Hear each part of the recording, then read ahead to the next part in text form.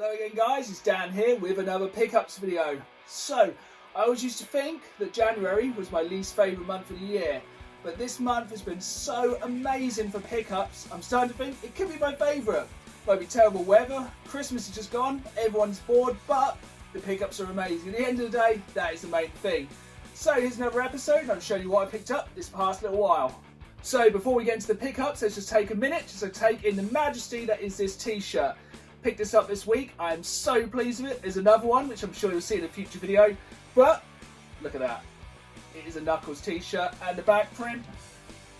Team Sonic. So pleased with this t-shirt. This is the kind of thing that gamers want to wear, even if it is behind closed doors. Okay, so no way here. Let's get into the pickups. So, as I said, I wasn't really looking to start collecting Disney Infinity, but it looks like another one has come. This time we have the Luke Skywalker for Disney Infinity, but the lightsaber does light up. That's pretty cool. I think what I'm going to try and do is try and limit myself to just collecting Star Wars figures, but the more I look at these, the more I add to the collection, the more I'm kind of falling in love with them a little bit.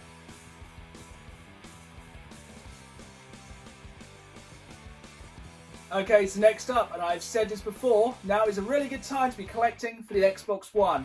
Prices are getting super cheap. I managed to pick up these 4 games for £10. One of them was free, which is the first one, which is Halo Wars. So, an exclusive follow-up to the original Halo Wars on Xbox 360, which I played back in the day. Thought it was a fantastic game. Really looking forward to getting into this one. And I managed to pick up for free, which is the best price of them all.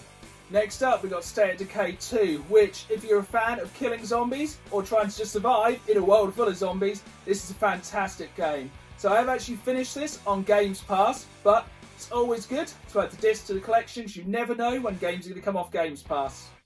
Next up, a game that had a little bit of a rocky development, to say the least, No Man's Sky for the Xbox One. So I have played this a little bit more on PS4, probably because it does have the ability to play it in VR, and if I can play a game in VR, I'm always going to do that.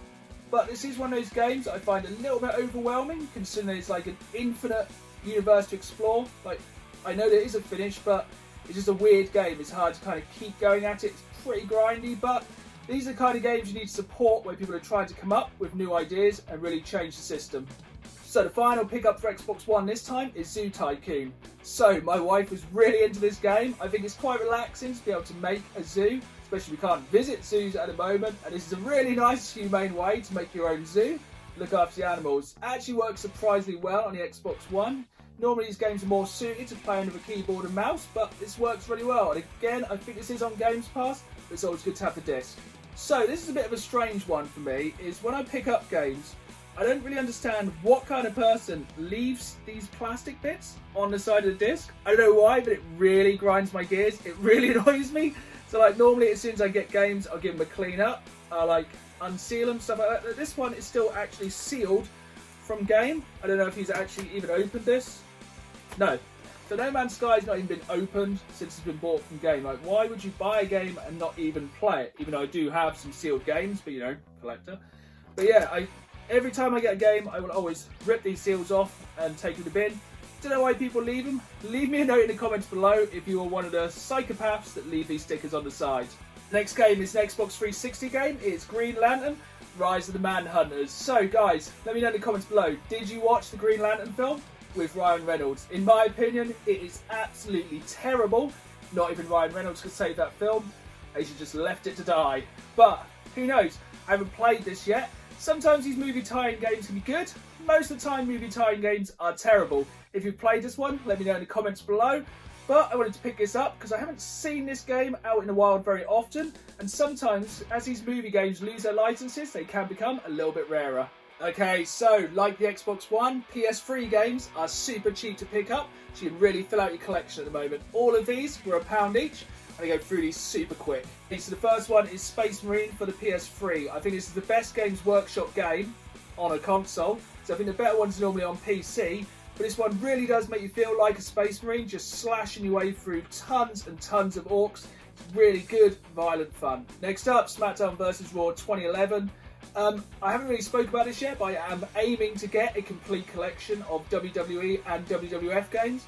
I think I'm up to about 40 or 50 games so far. I know it's a long way to go, but for £1, I'm just going to keep adding them in. Next up, a game that scared the living hell out of me when I first played it, and that is Dead Space on the PS3. I think this is still one of the scariest games possibly ever. Really good game. Really love the dismemberment system in it. Another horror game, but I would say the only really scary thing about this is the AI, which can be absolutely awful. But yeah, another great one if you just want to slash up a load of zombies, kill a load of things in some really creative ways. Okay, so this next one I think is a bit of a hidden gem, and that is Wet for the PlayStation 3. This game is really good. It's like a really cool third-person kind of combat. It mixes up swordplay and gunplay. It's got a really good soundtrack as well. And the best thing about this is when she gets really, really into the fight, if she sees red, which is when she literally gets doused in blood, you go into like an overkill mode. It's absolutely fantastic. It's something to see. So this game has recently got an HD remaster on the PS4, and it is definitely worth checking out. So this is Vanquish. Imagine like Gears of War on steroids. This game is super quick, super stylish, even though it does have a very strange obsession with smoking. I don't really get that. The guy in there seems to smoke at every available opportunity. Very odd game, but really cool, one of a kind. So this next one isn't a remaster, it's more a reimagining, and that is Bionic Commando on the PS3, made by Capcom. Very, very, very, very loosely based on the old school game of the same name. No spoilers, but this game has some very weird twists, but it's got a pretty cool control system. It's worth checking out. Next up, Devil May Cry 4. Not really a lot I can say about this game. You probably know what it is. Just a really good game, especially if you go into those harder difficulties. This one is hard as nails. So final one for the PS3, and that is Mortal Kombat on the PS3. So this, I think, is the best version of this game, just for the main fact you can play as Kratos from God of War, and his fatalities are absolutely brutal in this game. It's a really good Mortal Kombat game. 3DS is a really cheap, good console to be collecting for the minute. I think just because everyone kind of dropped it as soon as the Switch came out. So just 2 games this week, first of which, Teenage Mutant Ninja Turtles, which I think is based on the movie. I'm just trying to find a game that's like as good as the Turtles arcade game. Like, that is an absolute beast. If they can just make that again today, that'd be incredible. And the other one is Katsuma Unleashed, which is a Moshi Monsters game. I have no idea what this is. Let me know in the comments below if I should be playing it, but it was 99p, and you know, you can't go wrong for less than the price of a cheeseburger. Next up, a bit of a strange one, and it is a portable Guitar Hero game. So I saw this on eBay. I've never seen one before. I thought that's pretty cool, because you know, you can't really take your Guitar Hero controller out with you in public without getting arrested or getting people to give you crazy looks. So this has 10 tracks from Guitar Hero and Guitar Hero 2. The neck folds up so you can pop it straight in your pocket, and it even has a clip so you can pop it onto your belt. So I'm quite a big fan of these old kind of LCD retro games. Used to have a couple of the Tiger ones back in the day. So let me know in the comments if you think these are a thing that should still exist in this day and age, or they're best left to the past. So we're getting into the slightly more retro part of the pickups. This week I finally managed to get a copy of Command & Conquer for the PS1. So, back in the day, I put so many hours into this one. I still love these. If nothing else, for the incredible FMV scenes in the game. If you haven't seen them, check them out. They are so cheesy and so good. But yeah, when I didn't have a PC to play on when this first came out, it's great to be able to just stick this in the PlayStation and play it nice and easily. Even better if you ever had a PlayStation 1 mouse, which I don't have, but I'm really on the lookout for one. It's really good as well, as this is in the bigger, fatter box, even though I think the box has seen better days and no instructions, but it was a really cheap pickup and it'd be good to play this one again. So as the price of GameCube goes up, I'm trying to pick up games as and when I can. So this time I managed to pick up Legends of Wrestling 2. So look at the brother there, Hulkamania, running wild on the cover. This is a bit of a disappointing game. If I'm honest, the controls just weren't quite there. It was super glitchy, but the roster on this is absolutely fantastic. If you liked your 80s wrestling, it had everyone you wanted. It's just a shame it didn't quite live up to the hype of like the SmackDown games at the time or the Raw games. This next one has a very special place in my heart, not because it's super valuable or super rare, but the shipper has put such care into sending this, it brings like a tear to my eye. Look at the beauty of this as you open it up. They have literally placed the 2 games in there so carefully and so daintily. In the box we have 2 classic sports SNES games. So these are just super cheap. It's always good to add cartridge games as they get harder to pick up. And again, with the packaging, individually wrapped, packaged really well. Brilliant seller. This is from Chill Out Games off eBay. Can't recommend them enough. This is John Madden Football 93. I actually really used to love these sports games back in the day, like on the early console. I think like stuff like FIFA now is overcomplicated now. This with like 3 buttons to play, super simple to pick up. Get a mate, get 2 controllers, you've got a great evening. EA Games used to make some fantastic sports games back then. Another one from Chill Out Games. This is NHL PA Hockey 93 for the SNES. Another one, just pick up and play. Multiplayer, brilliant. Next up, some Mega Drive games. So I'm really starting to grow my Mega Drive collection.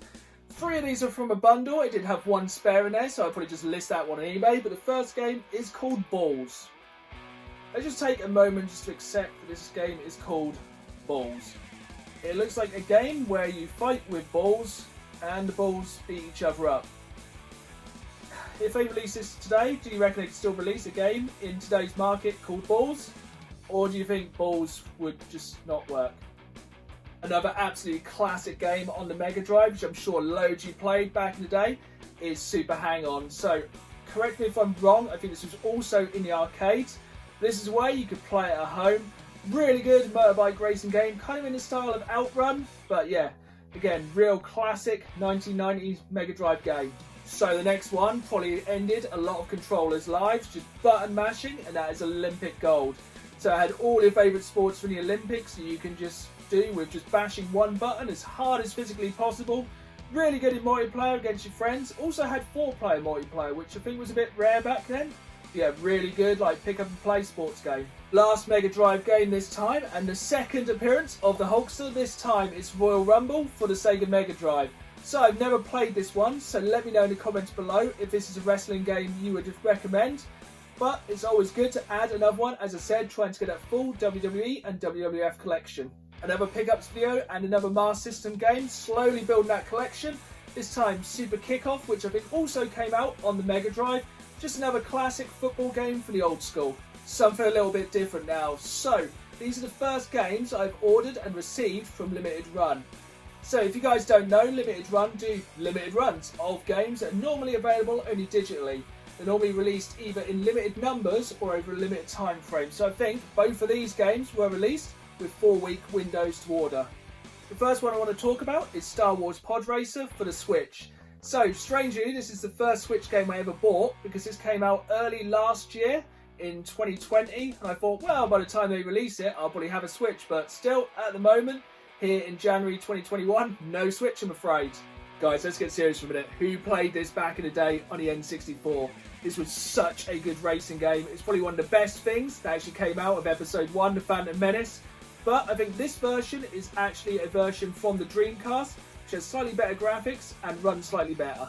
This other one from Limited Run is the VR version of Space Channel 5. I never realised this is even out on PlayStation VR.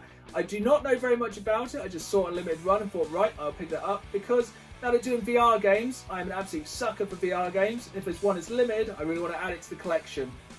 This is another one that was released originally on the Dreamcast. I'm not sure if it's a port of that game or a new game, but I think Space Channel 5 is one of those games that's so strange, I really kind of hope they bring it back, even if it is just in this format. It's a bit of a shame that it's on VR, so not everyone can try it, and I'm interested to see how they put the VR into the game.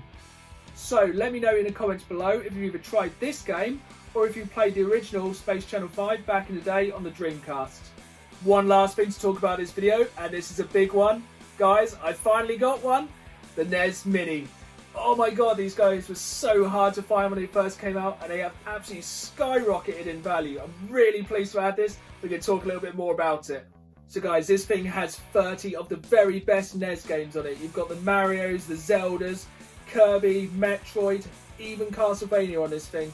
30 games packaged into this. You can plug straight into your HD TV. Absolutely incredible value. Really glad I could pick this up finally for a decent price, as these are starting to get more and more expensive. So, one of the last topics of this video, what do you guys think of these emulation consoles? For myself, I'm quite a fan of the official ones. I've got one of these, a PlayStation Mini and a SNES Mini. I think I'll probably do a video at some point, if you guys are interested, comparing some of the mini consoles. I know I still need to add the Mega Drive to that collection, but I do think they are a good way for people to play the classic games nice and easily. Also legally, without having to download ROMs or anything. And I think it's just a really good way to be able to easily plug it into your HD TV. I think these things are also really great value for money.